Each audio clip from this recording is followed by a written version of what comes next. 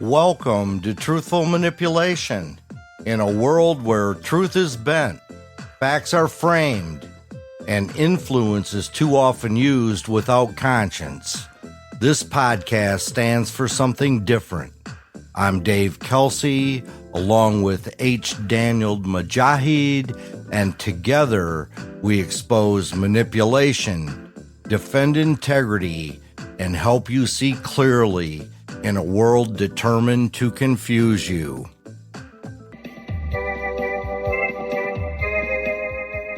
Ladies and gentlemen, the tent's enormous. It's packed to the rafters. The promises are unbelievable.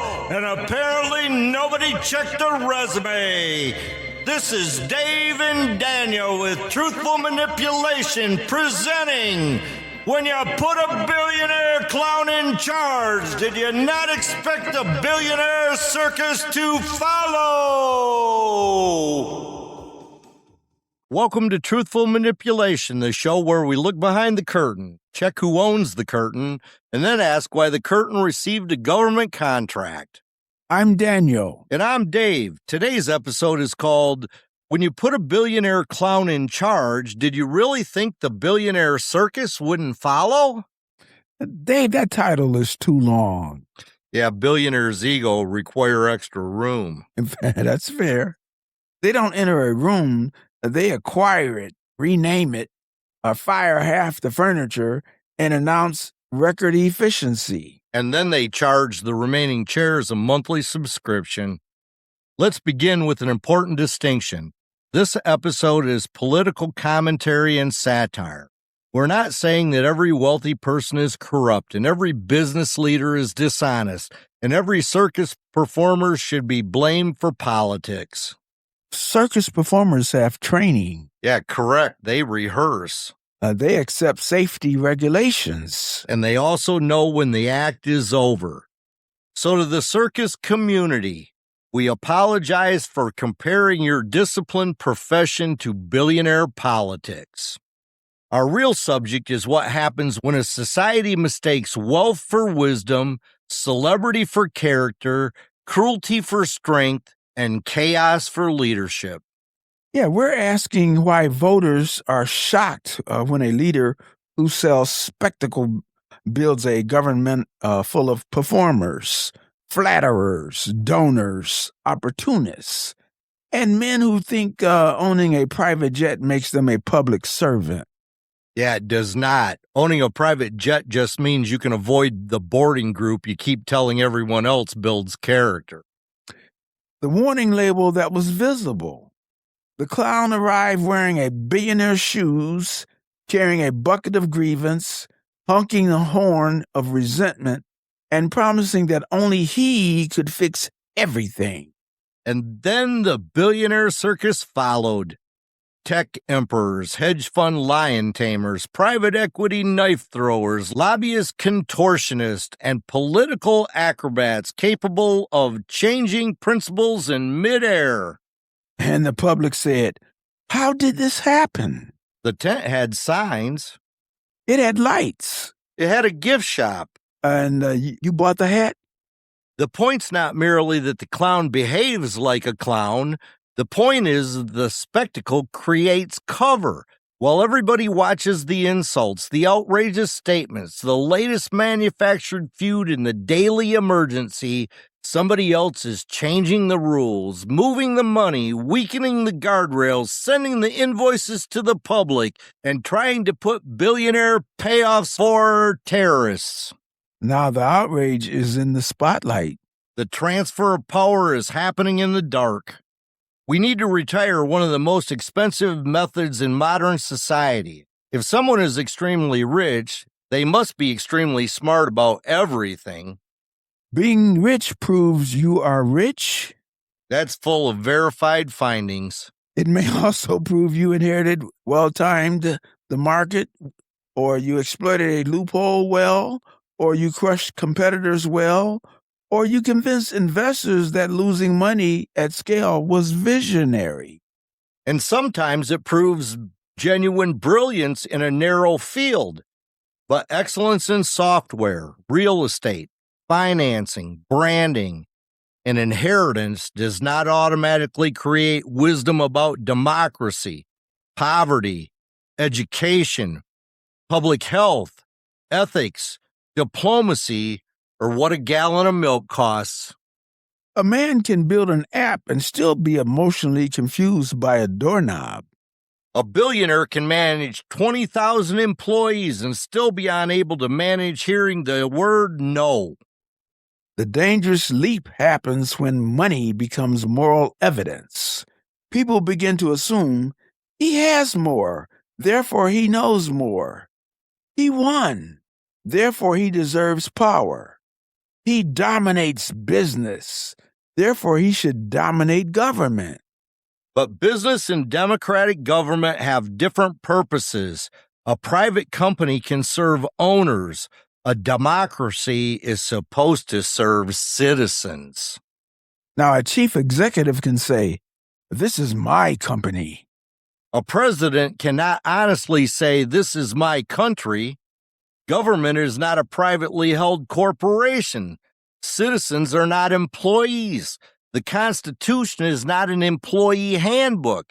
Congress is not a middle management, and judges are not customer service representatives, and the public cannot be laid off because the quarterly numbers were disappointing.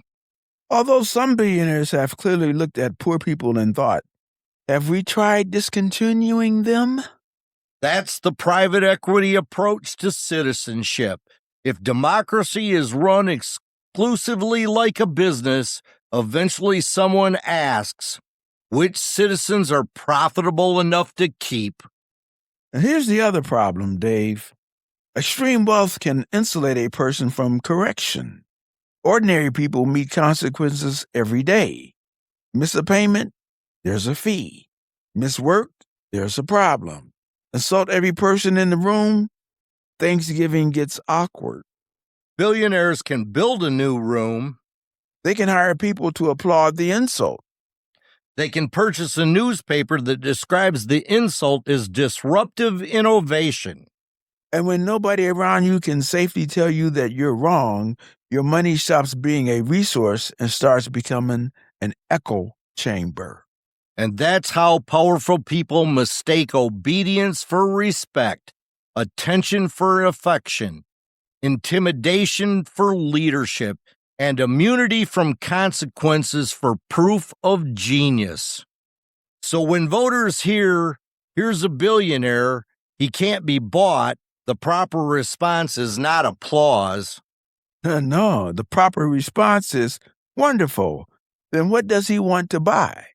Because somebody who can't be bought may still be very interested in purchasing the courts, the agency, the tax code, the narrative, and all of our futures. This episode is brought to you by Truthful Manipulation, a roadmap to live by Dave Kelsey and Daniel Mujahid. It's the perfect book for anyone who's ever watched a billionaire explain sacrifice from the back seat of a chauffeur-driven car. The book helps readers recognize manipulation, examine motives, spot emotional pressure, and ask the most dangerous question in public life. Who benefits? Not who shouted the loudest. Not who had the biggest flag. Not who posted the most dramatic video from inside a private aircraft. Ask who benefits, follow the incentives, check the evidence, and keep your sense of humor. You're gonna need it. Learn more about our book at truthfulmanipulation.com. Because the truth may set you free. But first, it may ruin 3 group chats. And now back to this week's episode. Every circus needs a cast. The billionaire political circus is no different. First, we have the ringmaster of resentment. His job is to convince the audience that every disappointment in their life was caused by someone weaker than the people actually writing the rules. He points down so nobody looks up. He tells the factory workers to blame the immigrant, the struggling family member to blame another struggling family, and the citizen to blame a neighbor with a different identity. Meanwhile, the people funding the show are in the luxury box adjusting the tax code. Next comes the lobbyist contortionist. This performer can bend any principle into any position. Free markets on Monday. Government subsidy on Tuesday. States' rights on Wednesday. Federal power on Thursday. Balanced budget on Friday. Emergency tax break for a yacht on Saturday. And on Sunday, family values brunch. The lobbyist of contortionist can put both feet behind his head while keeping one hand in your pocket. And then we have the private equity magician. Yes. He buys a healthy company using borrowed money, makes the company responsible for the debt, sells the real estate, cuts the staff, raises the prices, collects a fee, and then disappears. And when the company collapses, the magician announces, "The market has spoken." No, Gary, you removed the floor. Next is the tech bro fortune teller. He predicts a glorious future where technology solves hunger, loneliness, education, transportation, and even human morality. Yeah, right after the next funding round. His product has no customer support, his platform has no accountability, and his plan for displaced workers is a podcast about resilience. He uses the phrase human capital because people whose mortgages depend on our decisions take too long. And then there's the political acrobat. Now, this one is remarkable. He can condemn an action when the other party does it, defend it when his own party does it, and insist there is no contradiction because you misunderstood gravity. His spine is fully detachable. Comes with a carrying case. Available in both red and blue, although the Billionaire's model usually is in green. Finally, we have the professional yes man. Yeah, every clown needs people who laugh before the joke, clap before the sentence ends, and explain afterward that the chaos was carefully designed strategy. Their entire resume says, "I was in the room and survived by becoming furniture." They don't advise the leader. They translate appetite into policy. They hear, "I want revenge," and they write, "Restoring institutional confidence." They hear protect my friends and write promoting economic stability. They hear punish my critics, and then they write enhancing national harmony.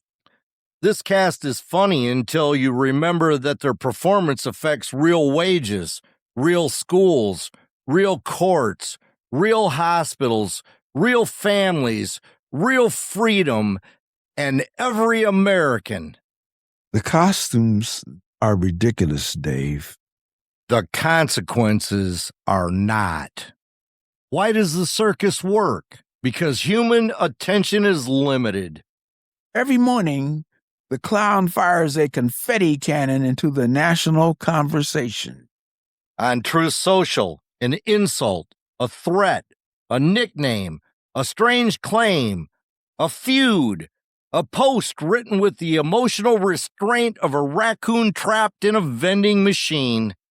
The public reacts. The press reacts. Opposition reacts. Supporters defend. The critics condemn. And by lunchtime, the entire country is arguing about the confetti while the billionaires are moving the cash register. The scandal gets the headline. The policy gets the fine print, and the billionaires walk away with the cash. Spectacle is not a side effect. It is often the operating system. Confusion weakens accountability. If there are 10 outrages before breakfast, which one gets investigated? Which one gets remembered? Which one breaks through? And which one gets covered up? None of them. People become exhausted. And exhaustion is politically useful because tired citizens stop evaluating. They start choosing between emotional shortcuts and sides. My side good, their side bad. Our corruption necessary, their corruption's evil. Our billionaire understands me. He doesn't know what your deductible is. Manipulation works best when it gives people an emotional task that feels like civic action. Be angry, mock somebody, share the clip, defend the team, attack the critic, accept what I say. Anything except read the bill. Anything except trace the donation. Anything except ask why the same people promising to fight elites keep appointing elites. Anything except noticing that the anti-establishment movement has valet parking. The circus also turns politics into entertainment. Leaders are judged by whether they dominate the screen, not whether they improve the country. A cruel line becomes victory. A viral clip becomes policy. Humiliation becomes leadership. And governing becomes season 12 of a show that should have been canceled after the pilot. Citizens must learn to separate the performance from the transaction. When something outrageous happens, take a breath and ask, What changed while we were watching? who gained authority? Who received the money? Which safeguard was weakened? Which conflict of interest became normalized? And whose suffering was used as a prop? If the clown points dramatically to the left side of the tent, check what the billionaires are carrying out the right side of the tent. Now for the headline act, convincing working people that politics designed by billionaires for billionaires are actually working class revelation. abracadabra, your overtime vanished. Presto, your health cost increased. Behold, the billionaire received a tax benefit and you received a lecture about personal responsibility. With complimentary bootstraps, boots sold separately. The trick began with identity. The billionaire doesn't say, I understand your household budget. That would be a dangerous conversation. No, instead he says, I share your enemies. The emotional bond is powerful. If he attacks the people you resent, mocks the institution you distrust, and repeats the story that you've been cheated, you may begin to feel represented. Even while his economic interests are nowhere near yours. He turns crucial recognition into economic permission. Translation, he makes the people I dislike angry, so I will ignore what his policies do to my retirement. Then comes trickle-down language. Give more to the people at the top, and proportionately it'll eventually find its way down. We have been waiting for the trickle so long that the billionaires installed another swimming pool. The promise is always that concentrated wealth will become broad opportunity. But without fair rules, bargaining power, competition, enforcement, and public accountability, concentrated wealth tends to purchase more concentration. Money buys influence. And influence changes rules. Rules protect money. Protected money buys more influence. That's not trickle down. That's a pump. And the pump's pointed uphill. Another part of the trick is redefining selfishness as sacrifice. The billionaire demands a tax cut and calls it job creation. The worker asks for a living wage and gets accused of entitlement. The corporation receives public incentives. Strategic investment. The family receives food assistance. Dependency. The bank gets rescued. Stabilization. The homeowner needs help. That's a moral hazard. Notice how the vocabulary changes depending on the size of the recipient's portfolio. When ordinary people need help, we inspect their character. And when institutions need help, we inspect the market. That's not economics. That's a dress code for compassion. The solution is not to hate success. The solution is to stop treating success as a permit to write every rule. Build the company. Make the money. Enjoy the boat. But if your boat is large enough to have its own elected representative, we need to have a conversation. Today's second commercial is brought to you by the Truth Check, the only mental product that requires no batteries, no subscription, and no billionaire approval. Side effects may include independent thought, uncomfortable family dinners, and the sudden inability to enjoy cable news panels. To use the Truth Check, follow 4 simple steps. First thing we need to do is slow down. Second, identify the emotion everybody's trying to trigger. Third, follow the money and the incentives. And fourth, ask what evidence would prove the claim wrong. If the answer is nothing, you are not hearing an argument. You are being recruited into a belief. The Truth Check is available inside your own head. Results vary depending on whether you turn it on. The Truth Check, because forwarding a meme is not the same as conducting research. And now back to today's episode. If this is all so obvious, why do people keep buying tickets? Dave, because manipulation does not begin with stupidity. It begins with human needs. People need belonging, dignity, safety, meaning, recognition, and hope. And when those needs are ignored, manipulator can package them. The clown tells people, you are the real people. You were betrayed. You are smarter than the experts. You are stronger than the critics. Follow me, and you will matter again.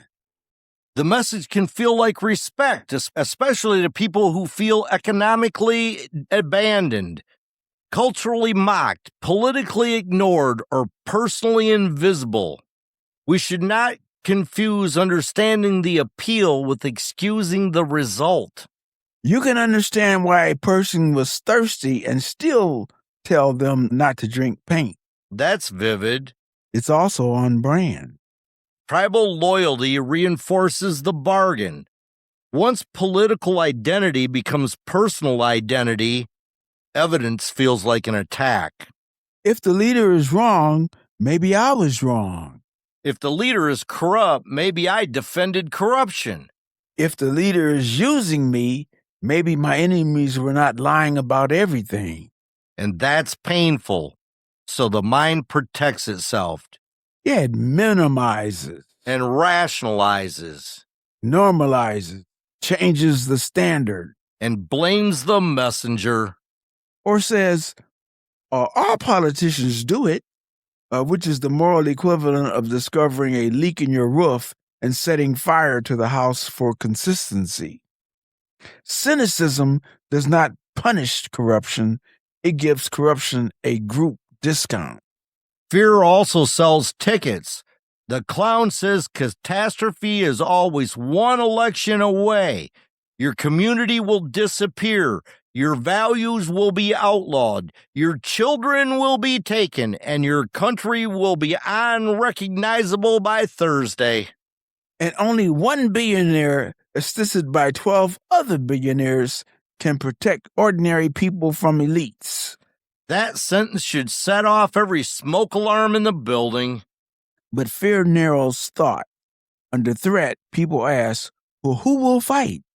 They stop asking, who manufactured this threat? They ask, who looks strong? They stop asking, Strong enough to do what? To whom? And under which law? They instead ask, whose side is he on? They stop asking, what happens when he decides I'm no longer on his side? Democracy requires citizens who can tolerate complexity. A leader can do something you like and still be dangerous. A party can be right about one issue and wrong about another.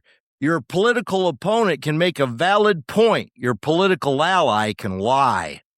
Integrity begins when your standard survives contact with your own team. If your action is corrupt when you do it, it must remain corrupt when we do it. Otherwise, you do not have principles. You have team merchandise.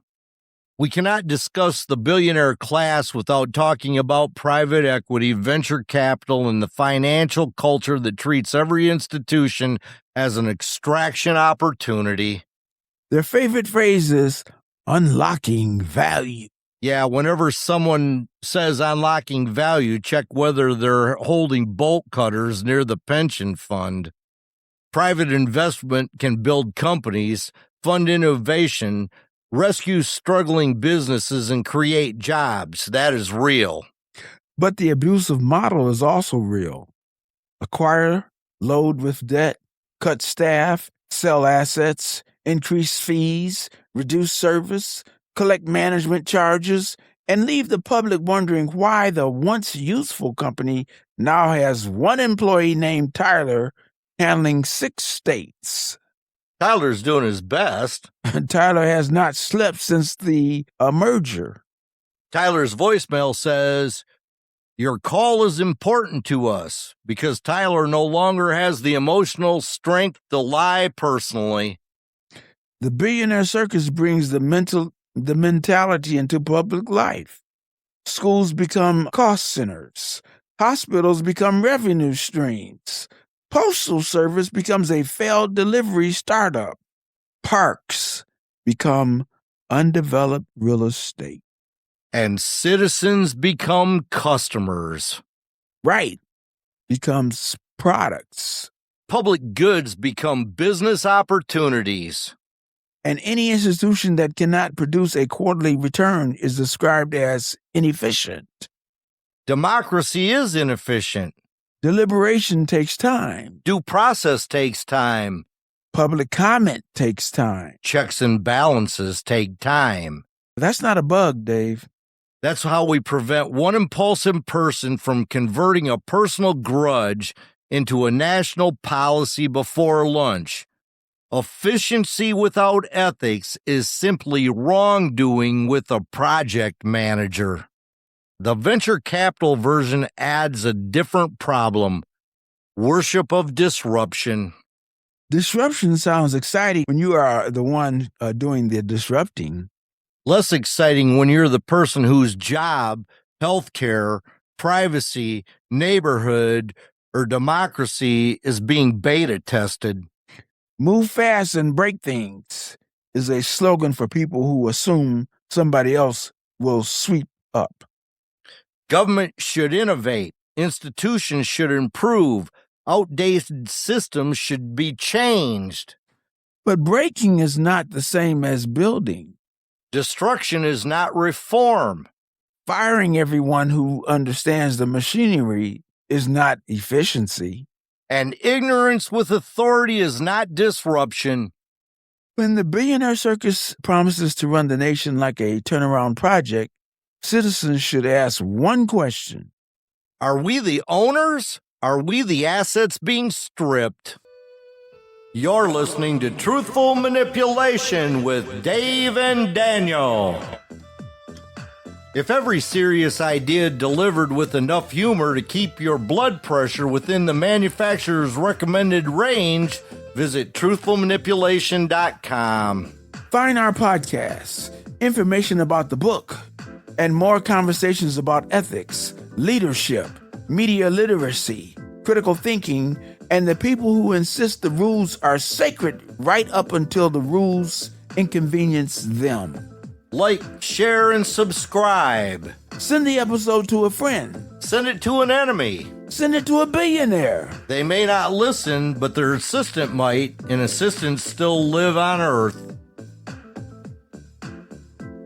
Truthful manipulation. Keep your integrity, keep your humor, and always ask, who benefits? And now, back to the conclusion part of our episode.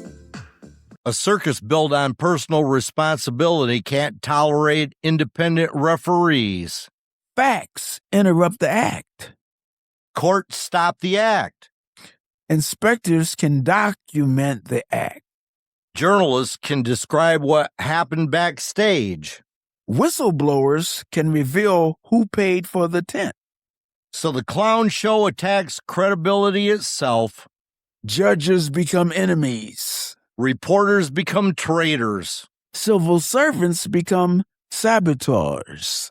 Experts become entitleists. Elections become legitimate only when the clown wins. That last one's not politics.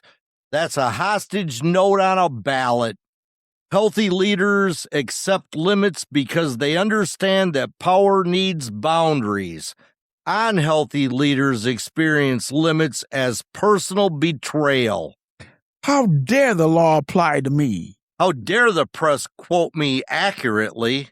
How dare the agency preserve records? How dare the judge ask for evidence?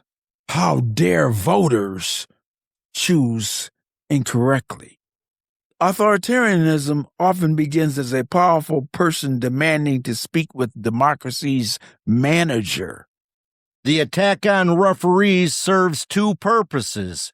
First, it clears obstacles. Second, it prepares supporters to reject any information that threatens the story. If a report is favorable, it's proof. If it's unfavorable, it's a conspiracy. If a court agrees, the court is wise. If it disagrees, the court is corrupt. If an election is won, the people have spoken. If it is lost, the people were apparently speaking with forged accents. This creates a closed belief system. Every challenge becomes further proof of persecution. Which means the leader can never fail.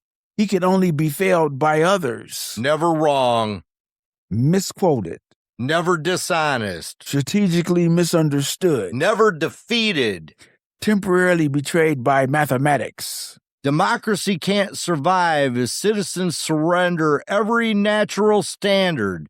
We need institutions that can tell our preferred leaders no. We need evidence that matters even when it disappoints us. And we need laws that bind the powerful precisely because they are powerful. And a referee who only calls fouls on the other team is not a referee. He's wearing stripes as camouflage. So how do citizens shut down the circus? First, stop rewarding the performance. Don't mistake volume for strength. And don't mistake cruelty for honesty. And don't mistake shamelessness for courage. Do not mistake wealth for competence. And do not mistake constant attention for public service. Second, follow the money. Well, who donated? Who received the contract? Who received the exemption? Who gained access? Who wrote the proposal? Who will profit after leaving office? Politics gets clearer when you stop following the insult and start following the invoice. The third measure outcome. Did wages improve? Did costs fall? Did service work? Did corruption decline? Did communities become safer? Did institutions become more trustworthy? Or did the leader merely produce a daily emotional weather event? Citizens deserve more than atmosphere. Right, we need results. Fourth, depend independent institutions even when they inconvenience your side. Especially when they inconvenience your side. Anyone can support a rule that restrains an opponent. Integrity is supporting the rule when it restrains a friend. Dear audience, The fifth note we would take to you: diversify your information. If every source tells you your side is always heroic and the other side is always evil, congratulations, you have not found journalism. You found a franchise. Your information diet never makes you uncomfortable. It may be dessert wearing a press badge.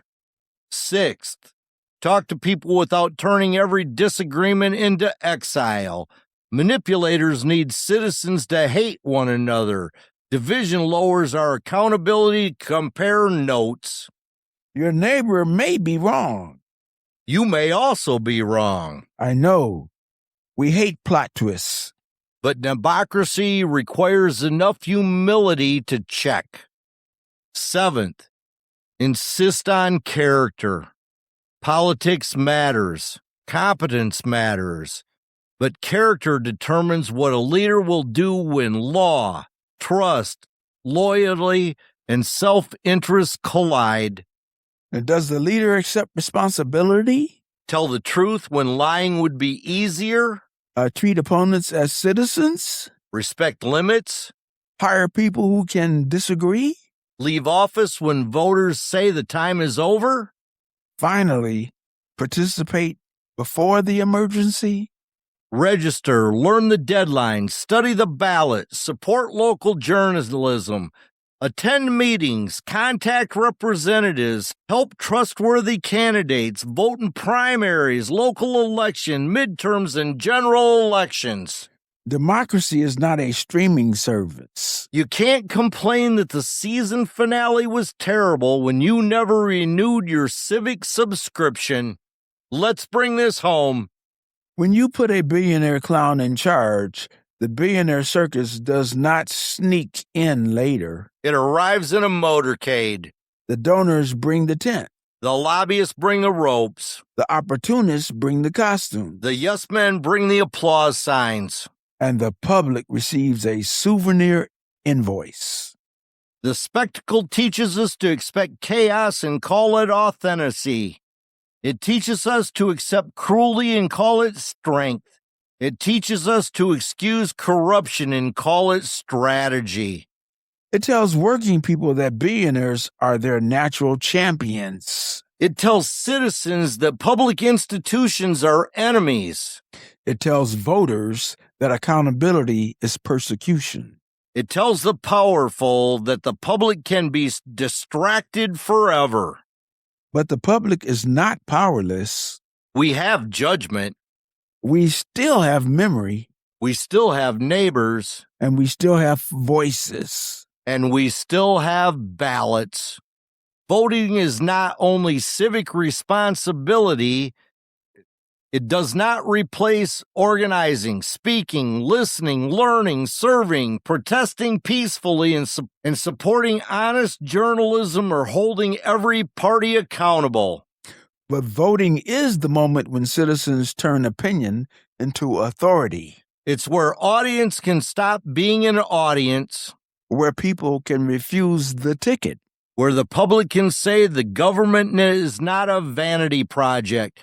Democracy is not a private company, and citizenship is not a supporting role in one billionaire's personal show. Do not wait for the clown to become dignified. Don't wait for the billionaire to surrender influence voluntarily. And do not wait for the yes men to discover vertebrae.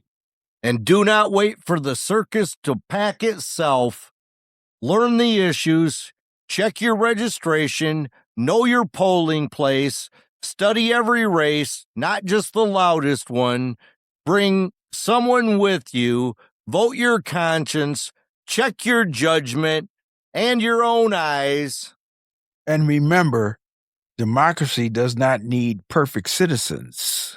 It needs participating citizens. Citizens who can recognize manipulation. Citizens who can laugh at absurdity without surrendering to it. Citizens who understand that billionaires are entitled to one vote. Which is exactly the same number the rest of us receive. This is Dave. And this is Daniel. Thank you for listening to Truthful Manipulation. Visit truthfulmanipulation.com. Like, share, and subscribe, and keep asking the question that makes every manipulator nervous. Who benefits?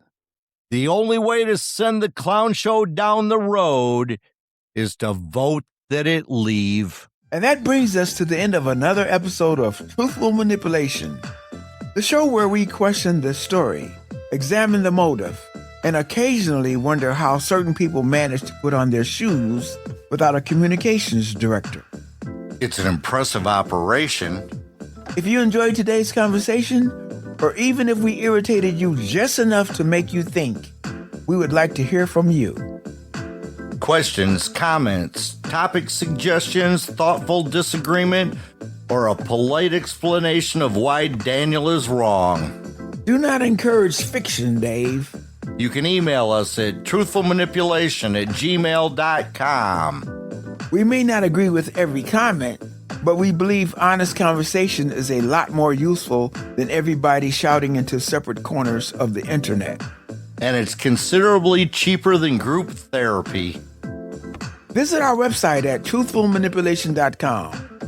There you can learn more about the podcast, explore our latest episodes and articles, and find the link to purchase our book, Truthful Manipulation, a roadmap to live by. It's the perfect book for anyone who wants to recognize manipulation, think more critically, and stop becoming unpaid customer service for somebody else's nonsense. Please remember to like, share, follow, and subscribe wherever you listen to or watch the show. And share the episode with a friend, relative, coworker, neighbor, or that one person who desperately needs to hear it. But we'll immediately assume the episode is about somebody else. Naturally. Leaving a rating or review also helps more people discover the show. It may seem like a small gesture, but it makes a real difference. Unlike clicking like on a motivational quote and then yelling at somebody in the grocery store parking lot. Integrity does require a little follow-through. Until next time, keep asking questions. Check the facts. Examine the motive. Ask who benefits. Keep your sense of humor. And never surrender your judgment to the loudest person in the room. Because the truth doesn't need a costume. And manipulation usually shows up wearing 3 of them. I'm Dave. And I'm Daniel. This has been Truthful Manipulation. Tell the truth. Keep your humor. And do not become customer service for the lie.